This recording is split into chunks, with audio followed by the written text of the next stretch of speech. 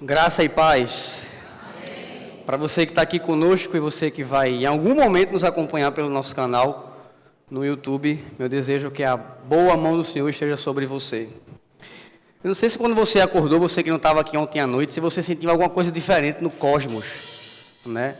Ontem quando Dedé casou, né, todo o cosmos mudou, né? Disseram que o Plutão, que não é mais planeta, voltou a ser planeta, era o último, o primeiro. Né? E quando o Bono... Olha, o que eu vou falar agora não é mentira não, tá? Quando o Bono diz assim, pode beijar a noiva, que houve o levante de toda a igreja, começou a chover, pô. Deus derramou ali, através da chuva, todo esse Dedé, meu filho, é agora, é a hora. Então hoje é um prazer não ver Dedé aqui hoje.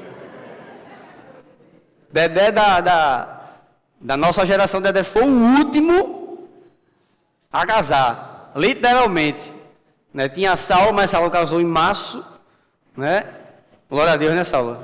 As trombetas não tocaram. Né? E ontem foi o nosso amigo amado, um dos nossos patrimônios imateriais e tombados da EBO. Né? Dedé, não era o Nilson é o vulgo. Dedé é o nome dele. Ontem, na hora do juramento, quando o Bono disse, eu era o Nilson, acho que até ele achou estranho. Se era o Nilson, eu disse, quem é esse que está casando? É outro cara, não, Bono, é Dedé, quem está casando é Dedé, era o Nilson, ficou em casa. E, gente, antes da gente começar, eu quero dar um aviso aqui rapidinho, o nosso amado pastor Bona foi hoje para o Rio Grande do Sul, e depois estará, ou já está, na verdade, se locomovendo para o Uruguai. Só retornando aí no dia 23 de novembro. Vai estar lá junto com alguns pastores, dando treinamento, junto com o pastor Daniel Lima, que é o nosso parceiro e amigo pessoal, muito íntimo de Bono e Mabel, e que tem contribuído também conosco nessa caminhada. Aí, pastor Marcos já nos deu essa introdução. Mês de novembro é o mês que nós tiramos para focar mais em missões. Obrigado, Mari. Nós somos uma igreja que sempre falamos de missões o tempo inteiro.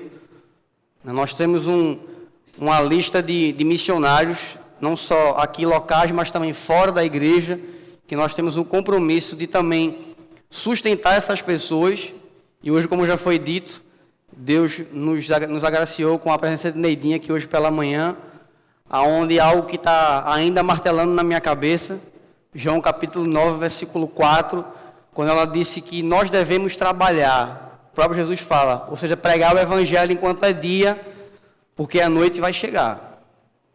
E quando ninguém trabalha.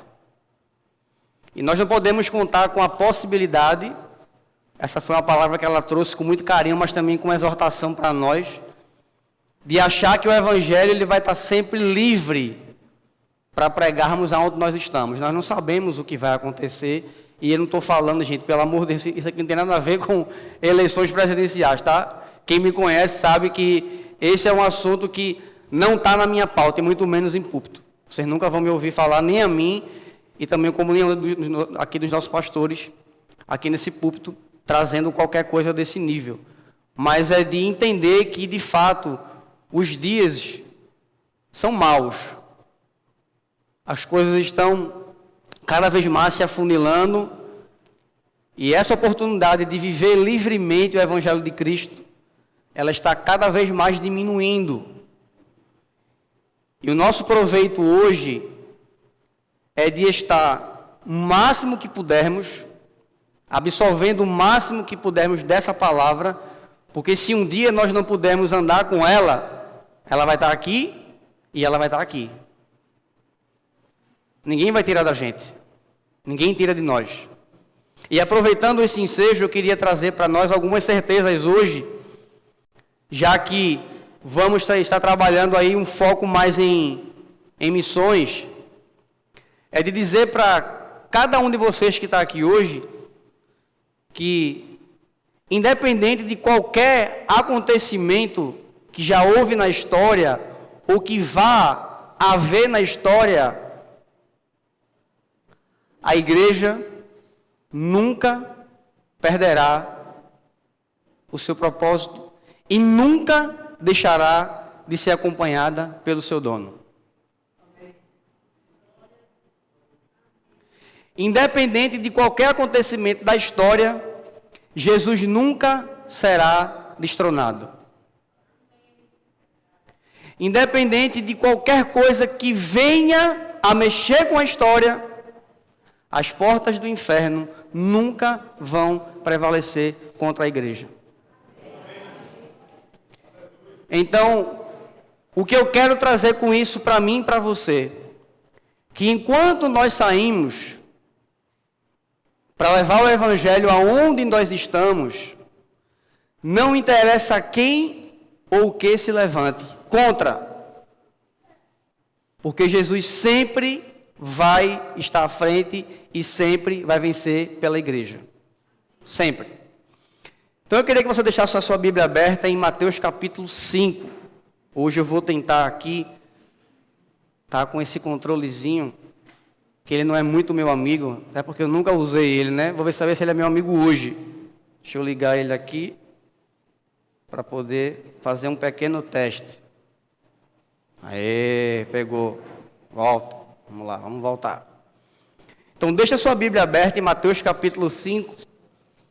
E nesse mês de novembro, a nossa visão de mensagens, ela vai estar totalmente focada na nossa missão como igreja.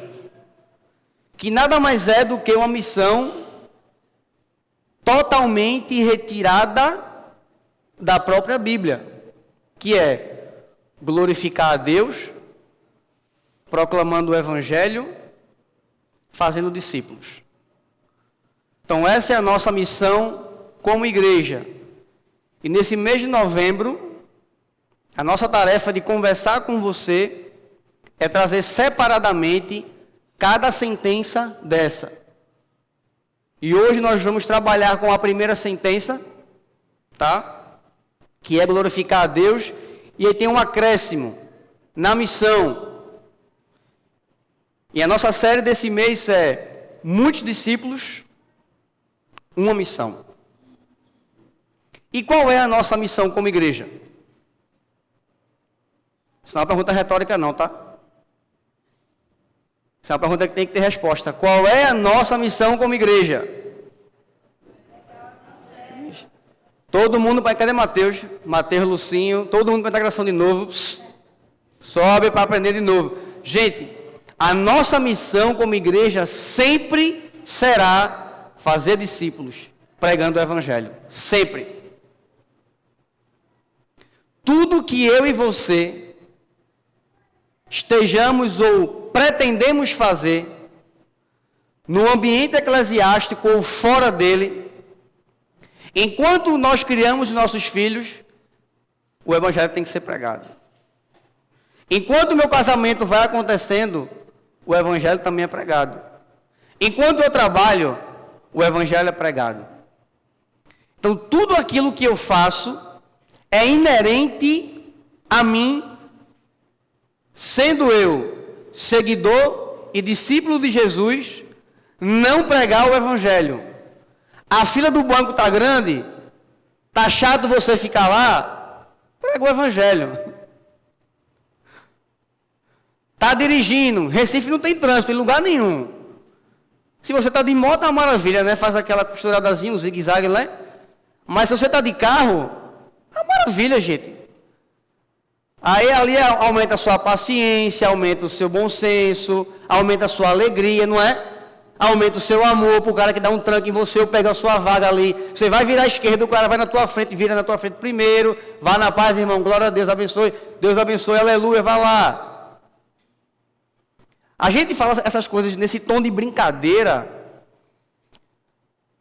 mas nós precisamos entender que a urgência da pregação do Evangelho ela é tanta que ela tem que ser parte. Jesus nunca tirou o Evangelho de nada do que ele fez. Em 1 Coríntios 11:1, quando o apóstolo Paulo diz: sede meus imitadores como eu sou de Cristo, Paulo está trazendo para a gente uma mensagem que ele tinha essa possibilidade, porque se você for ler as cartas de Paulo, Paulo entendeu desde a sua conversão de que tudo na sua vida estava atrelado à pregação do Evangelho.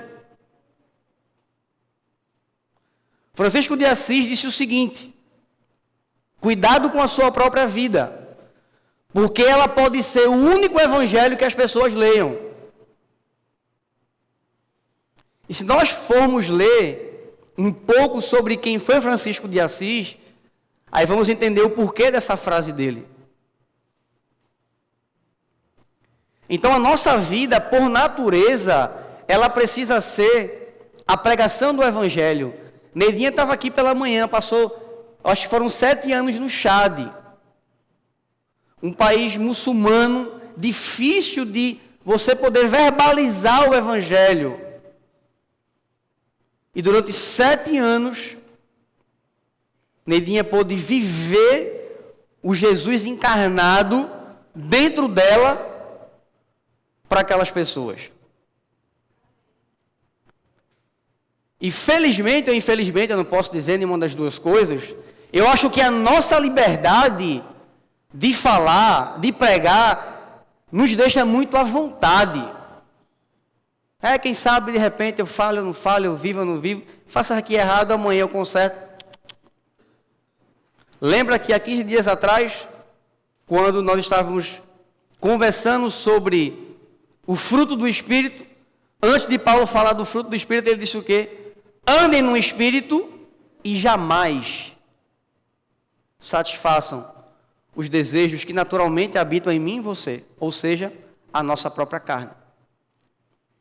E por que eu escolhi trabalhar com vocês hoje, a gente conversar um pouco hoje sobre esse tema, glorificar a Deus na missão, partindo do Evangelho de Mateus. A gente vai abordar o capítulo 5, versículos 13 a 16. Mas antes da gente entrar no texto, o que seria glorificar a Deus? Uma pergunta pequena, com poucas palavras, obviamente, já que é pequena, tem que ser com poucas palavras, mas de uma profundidade que acredito que naturalmente nós vamos ter, caso não tenhamos uma resposta, dificuldade em responder. É igual quando alguém pergunta assim: quem é Jesus para você? Aí a pessoa faz tudo. Tudo o quê? O que é tudo? Defina tudo. Então, no concílio, ou na Assembleia de Westminster, eu acho que 1643 a 1653, foram 10 anos, onde ali surgiu o Catecismo Breve e o Catecismo Maior, são 2 documentos. E ali, dentre muitas perguntas, foi-se colocada exatamente essa pergunta: que consiste, ou no que consiste,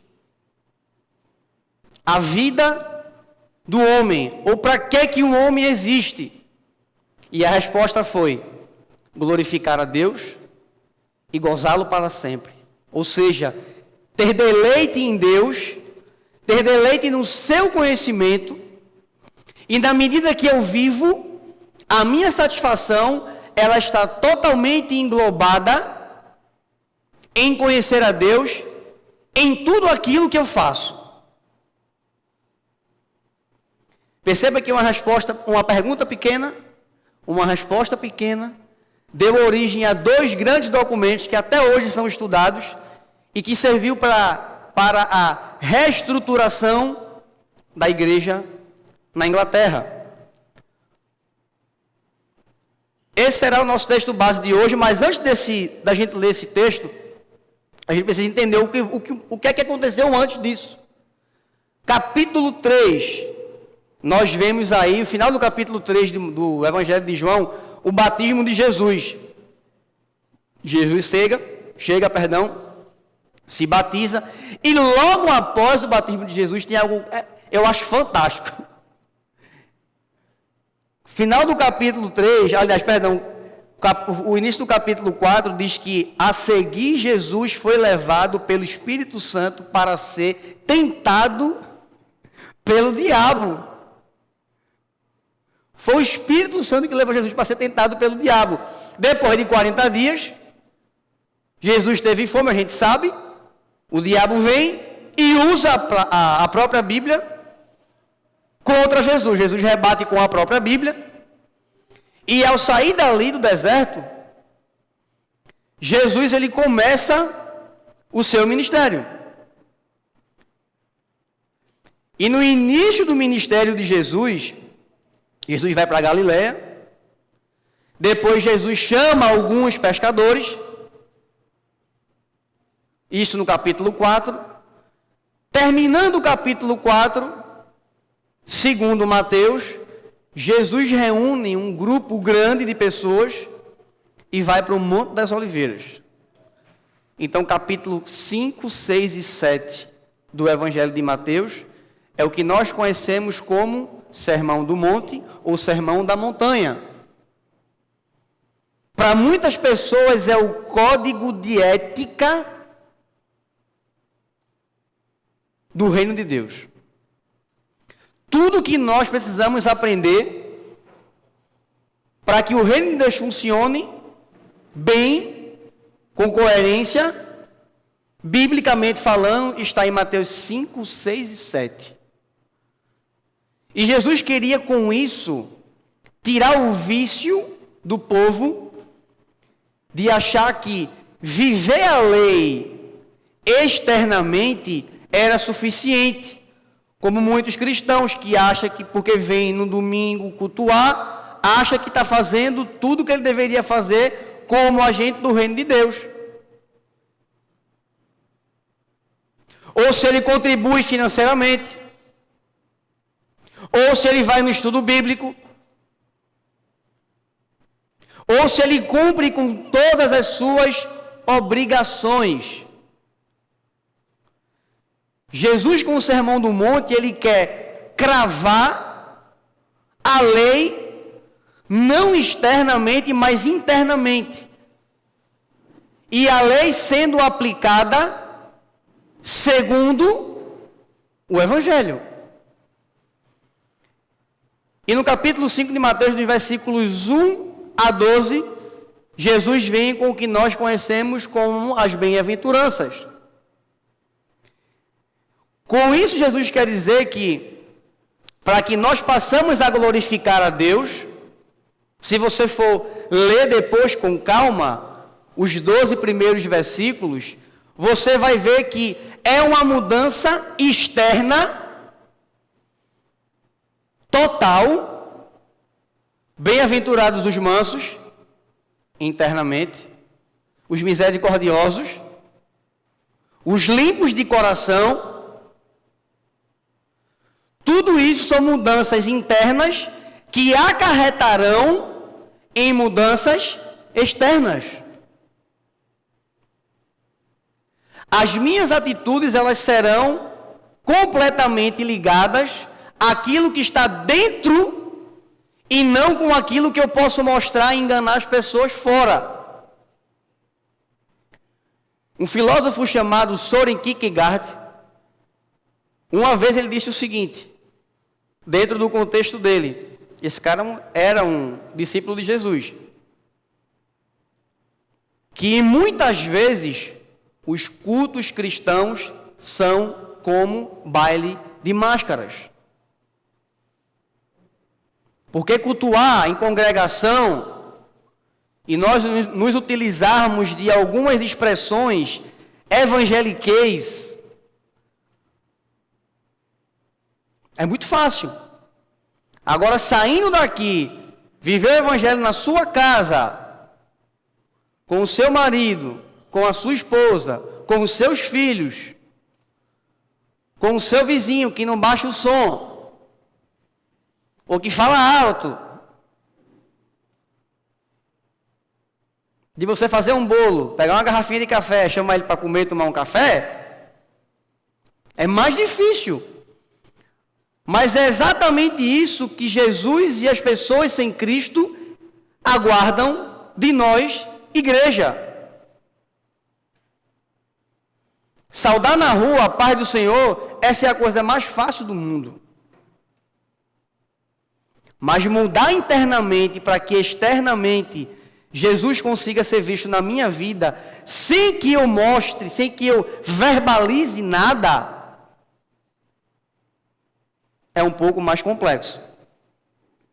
Então hoje nós vamos trabalhar 2 aspectos sobre como nós podemos glorificar a Deus na missão. E o primeiro deles, deixa eu adiantar um pouquinho, é sendo sal da terra.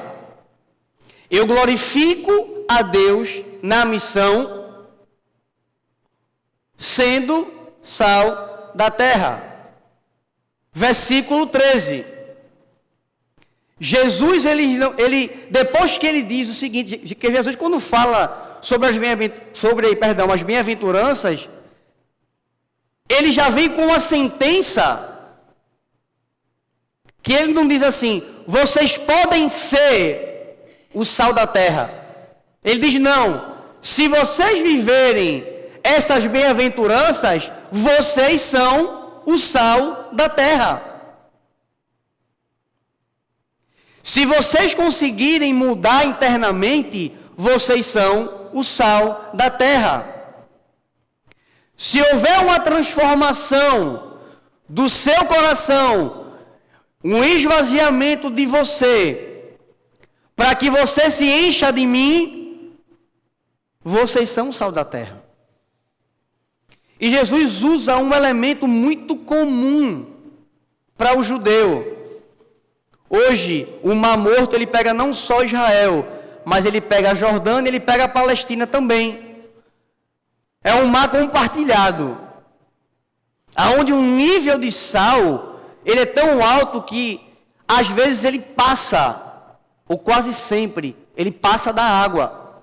E a gente vai ver isso depois, o porquê que Jesus também trata sobre isso. Nós vamos ficar apenas no princípio. Vocês são o sal da terra. Há 2000 anos atrás não tinha geladeira, né? Eu não sei nem que ano foi inventada a geladeira. Mas não faz 2000 anos, certeza. Nem energia elétrica tinha. Então o sal, especialmente para o judeu, ele continha algumas funções.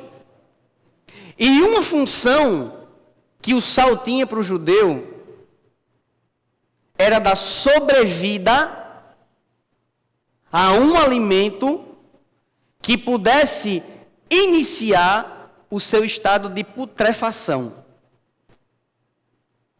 Quando você come uma carne, seja ela de porco, de galinha, de peixe, de bode, essa carne está morta, né? De coelho, nunca comi, só comi coelho uma vez só. Você já pensou que essa carne está morta? Porque o coelho está morto, a galinha está morta, o boi está morto, o porco está morto. E o sal, ele vem para dar uma sobrevida ou uma prolongação, veja que negócio esquisito, da vida dessa carne que está morta. A carne do animal, mesmo morta, quando acrescentamos o sal, ela passa a ter vida sobre a sua funcionalidade. E se você for abrir em Efésios, capítulo 2, verso 1, Jesus não falou isso à toa. Jesus está naturalmente comparando essa carne que os judeus estavam entendendo exatamente o que ele estava dizendo com as pessoas sem Jesus. Verso 1 do capítulo 2 da carta aos Efésios. Ele lhes deu vida quando vocês estavam como? Mortos. Em suas transgressões. Então, a partir do momento que eu sou sal da terra, eu levo Jesus para alguém que está como? Morto. Ele está vivo em carne, mas morto para Deus. Então, quando a minha vida, ela impacta a vida de alguém que está morto espiritualmente, eu dou para ele uma sobrevida. Eu estou dando a ele a oportunidade de continuar vivendo. para que ele naturalmente consiga entender a sua razão de vida.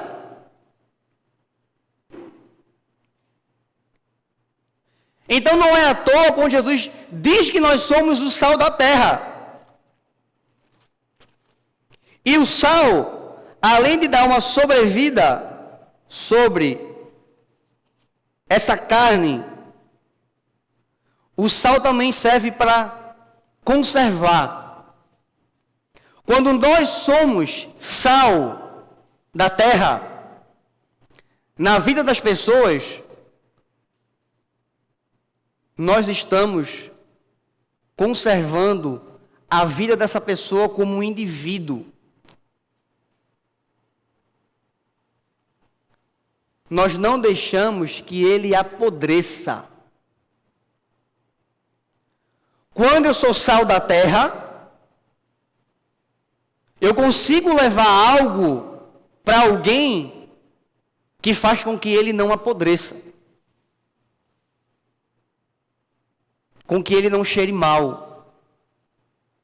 Eu faço com que ele consiga não apenas sobreviver, mas a terceira propriedade do sal, que é dar sabor. Eu não sou cozinheiro feito nosso pastor Cristiano, mas eu consigo fazer algumas coisas. E nós sabemos que, pelo menos eu acho que todo mundo sabe, né? Que para cada alimento existe uma quantidade de sal a ser posta. Para uns mais, para outros menos. Então, quando eu sou o sal da terra, quando eu consigo, na medida certa, impactar a vida de alguém, eu trago para ele ou para ela não só um sabor, mas ela vai ter agora uma razão para continuar vivendo. Esse sabor que nós damos às pessoas nada mais é do que uma razão para que ela continue vivendo. Porque elas agora vão saber quem são. Porque quando eu coloco o sal na comida, eu estou dando um valor para aquela comida. Eu quero que ela seja saboreada. Eu quero que ela seja apreciada. Eu quero que todo mundo coma. Ou eu quero fazer para comer sozinho, né? Às vezes faz parte. Não é?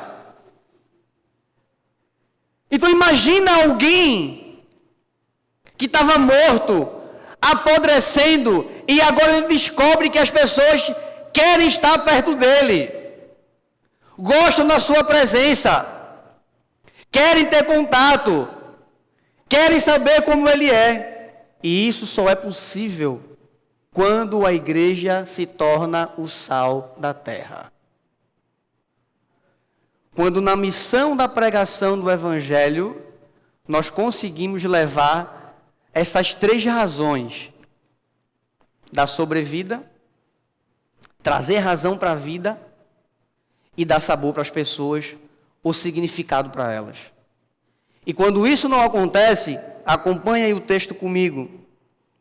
Jesus diz o seguinte: ora, se o sal vier a ser insípido, ou seja, se ele perde as suas propriedades, como lhe restaurar o sabor? Não tem mais a possibilidade. Quando o sal perde as suas propriedades, você pode fazer o que você quiser. Ele não volta mais a ser o que ele era. Então Jesus, quando está falando isso para a igreja, gente, ele não está brincando de pregar o Evangelho. Existem pessoas, existem irmãos nossos, que infelizmente perderam todas as suas prerrogativas de sal.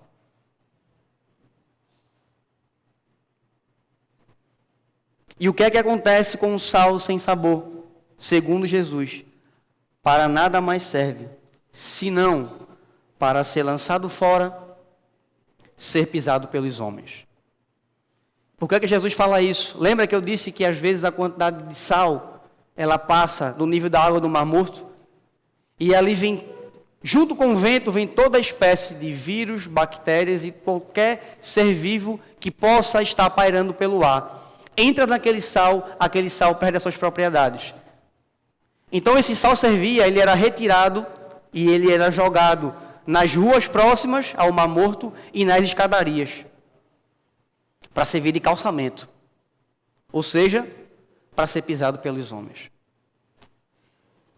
Então o judeu, ele tinha exatamente toda a conjuntura formada na sua cabecinha do que era ser sal da terra. Hoje nós estamos tendo aqui apenas uma prévia. Se você for pesquisar, você vai achar muito mais coisa.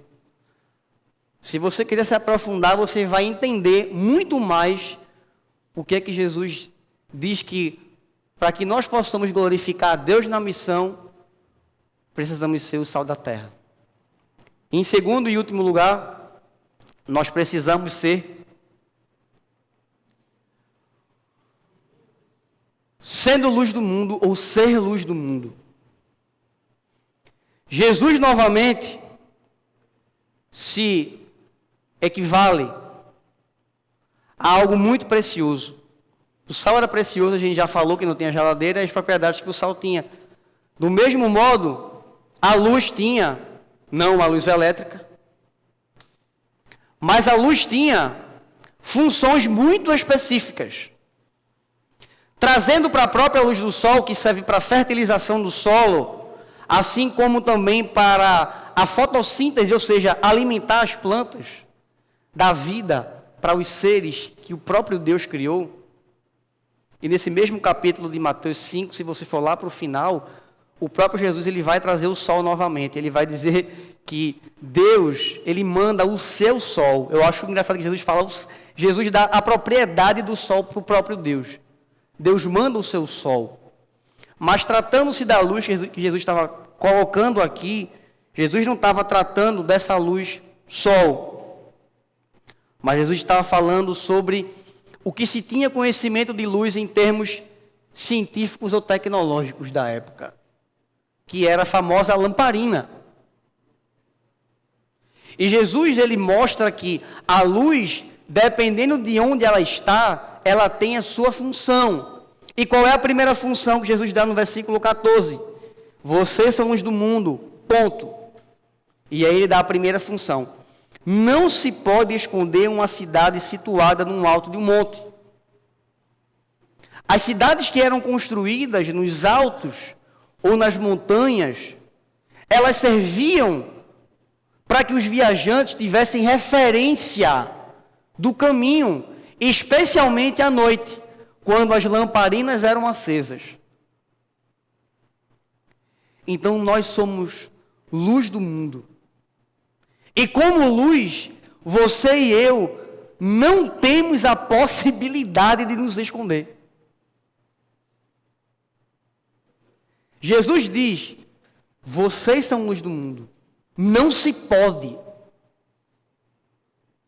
Não interessa se você hoje está distante de Deus por algum motivo, ou se você saiu, você escolheu viver uma vida fora dos planos de Deus. Você já tinha entendido o plano da salvação, você já tinha decidido por Jesus, mas você escolheu sair, mas essa luz não saiu de você. Essa luz continua em você. Porque Jesus fala que é impossível. Essa luz não sai. Mateus 26, versículo 73. Depois de Pedro já ter negado Jesus 2 vezes. A partir do versículo 69, até o versículo 72, Pedro nega Jesus 2 vezes. Na terceira vez, quando Pedro, ali muito longe do propósito para o qual ele foi chamado, alguém olha para ele e diz assim, alguns olharam e disseram o seguinte, o teu falar te denuncia. Tu parece com Jesus, meu irmão. Não interessa. Tu está negando, mas tu parece com ele. Mesmo que nossa luz esteja bem fraquinha, mas você nunca vai deixar de ser luz. Se o Espírito Santo mora em você, você nunca vai deixar de ser luz. Nunca.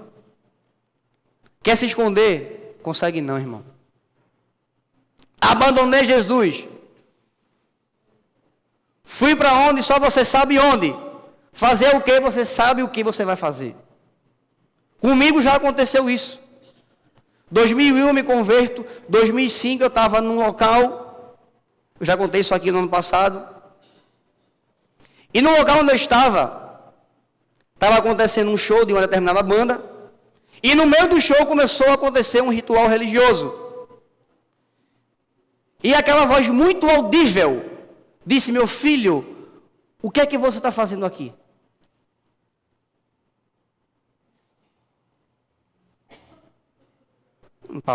Pai e mãe não estão aqui. Novamente, o Espírito de Deus disse: meu filho, o que é que você está fazendo aqui?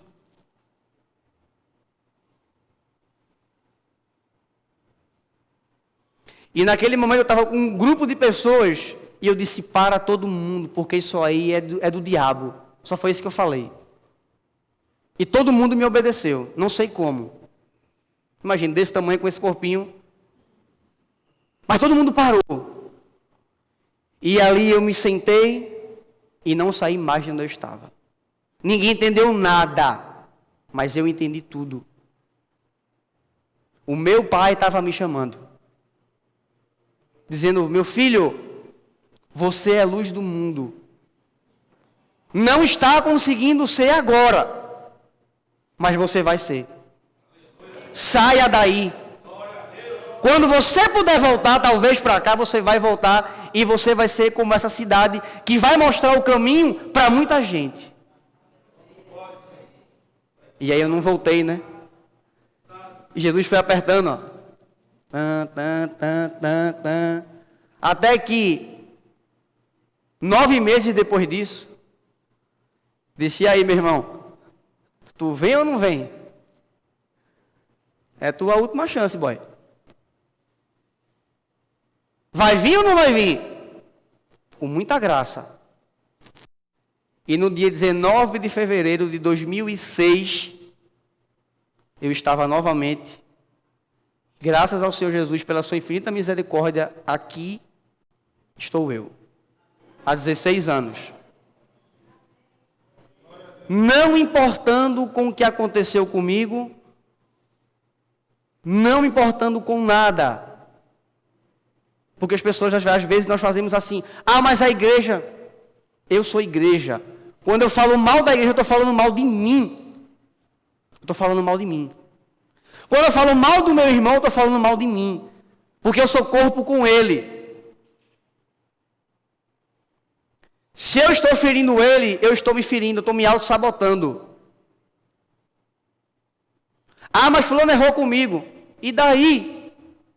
Mateus 18, vá lá, converse com ele, ganhe seu irmão, acabou o problema. Jesus manda você perdoar seu inimigo e seu irmão. Como é que você não consegue perdoar? E eu posso dizer com toda a certeza do mundo: fui ferido pouquíssimas vezes. Feri muito. Não tenho nenhum orgulho disso. Aqueles em que eu tive consciência, pedi perdão. A outros, eu perguntei várias vezes: eu fiz alguma coisa com você que eu preciso lhe pedir perdão? Porque eu quero fazer isso. E hoje a minha caminhada é para não fazer. É morrer lutando. Então todo mundo vai morrer lutando, irmão. Todo mundo. Ah, mas naquela igreja só tem hipócrita. É, tem lugar para mais um, pode vir. Eu sou um dos. Sou tão pecador quanto qualquer um. Mas apenas junto com meus irmãos, eu consigo ser diferente. Eu não consigo ser diferente sozinho. Você também não consegue. Sinto muito lhe dizer isso. Mesmo que você queira, você não vai conseguir. Vamos lá, vamos continuar. Versículo 15. Nem se acende uma lamparina para colocá-la debaixo de um cesto, mas num lugar adequado, onde ilumina bem todos os que estão aonde? Será que isso tem alguma coisa assim de especial? Por que Jesus não falou na rua? Por que ele falou na casa? Lembra que uma cidade no monte, ela dá a perspectiva de muitas luzes. Uma luz acesa numa cidade no monte não vai fazer diferença nenhuma. Mas uma luz dentro de uma casa, ela faz muita diferença. E perceba que Jesus fala o seguinte: precisa estar no local exato para que todos sejam iluminados. Então, dentro da sua casa, na função que você tem hoje, filho, pai, esposo, esposa, avô, sei lá, naquilo que você representa hoje, dentro da sua casa, você precisa estar no lugar certo. Eu preciso estar no lugar certo para iluminar Dani, Larissa e até o meu gato, que me faz uma raiva danada. Dani está ali hoje, tá, gente? Eu não estou escondendo nada, está ali do outro lado, viu? Ela sabe. Eu sempre digo, gente, eu não gosto de gato, eu gosto do meu. Eu não gosto de gato.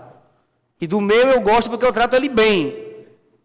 E porque a Bíblia manda eu tratar bem. Porque se não fosse assim, eu acho que eu também não trataria ele bem, não. Porque ele é chato. 11 anos, gente. E a perspectiva dele de vida, eu acho que vai ser de uns 20.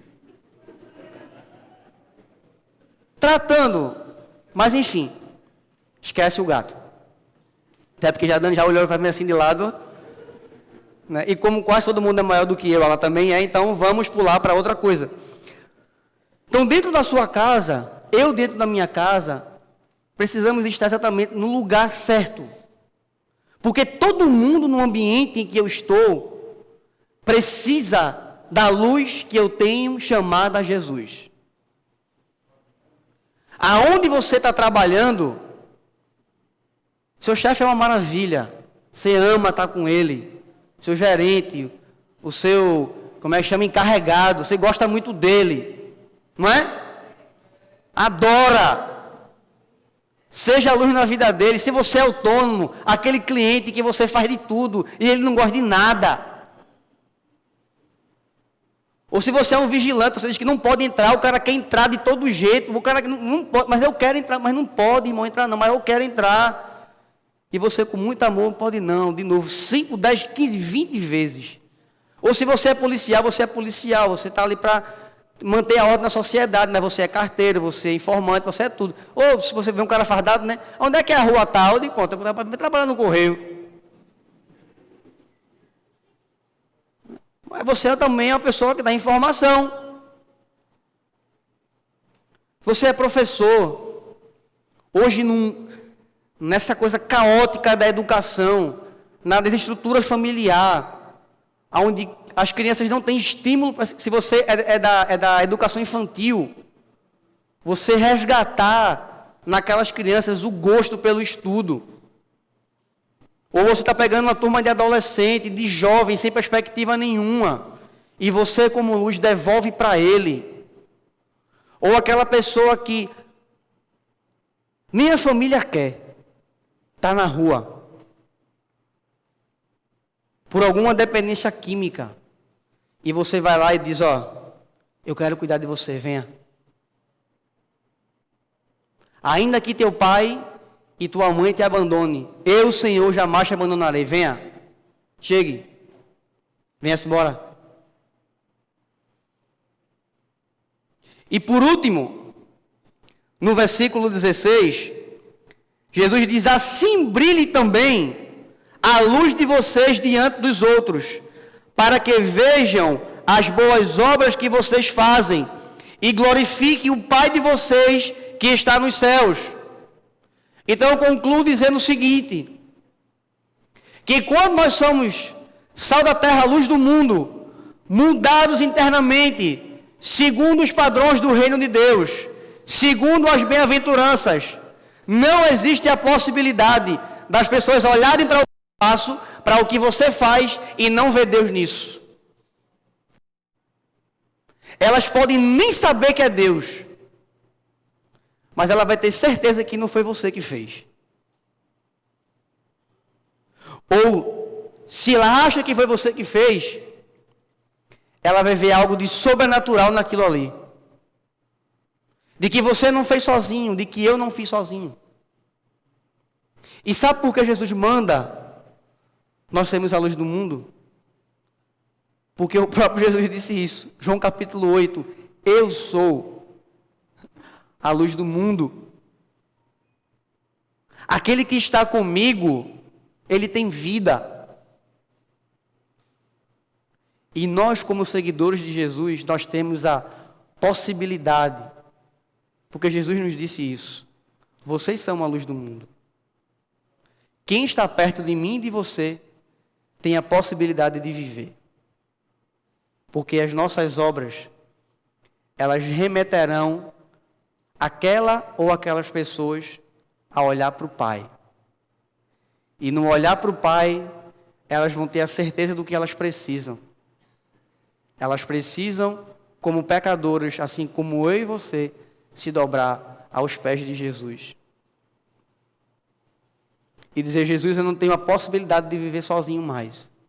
Por isso que eu quero seguir o Senhor agora.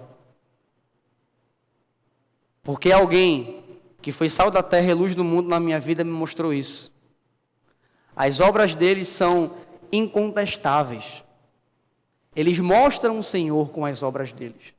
E eu quero fazer a mesma coisa com outras pessoas. Vamos orar? Deus, muito obrigado, Senhor, pela Tua infinita misericórdia, Deus, de trazer a Tua palavra para que nós não apenas venhamos a nos deleitar, Senhor, mas para que essa palavra, ela tenha espaço no nosso coração e ela possa frutificar, Senhor. E com esses frutos, ou com esse fruto do Espírito, através dos nossos atos, Senhor, do nosso testemunho, da nossa vida consagrada ao Senhor, muitos, através de nós, conhecerão a luz que é o Senhor. Então, a minha oração, Deus, é que nós possamos hoje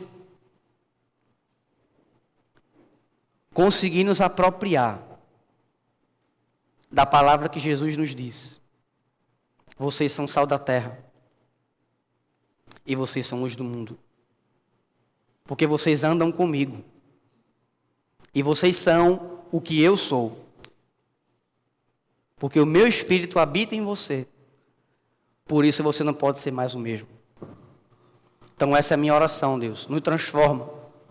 Nos transforma e nos dá aquilo que nós precisamos para ser mais parecidos contigo, Deus. Para a glória do Senhor. No nome de Jesus. Amém.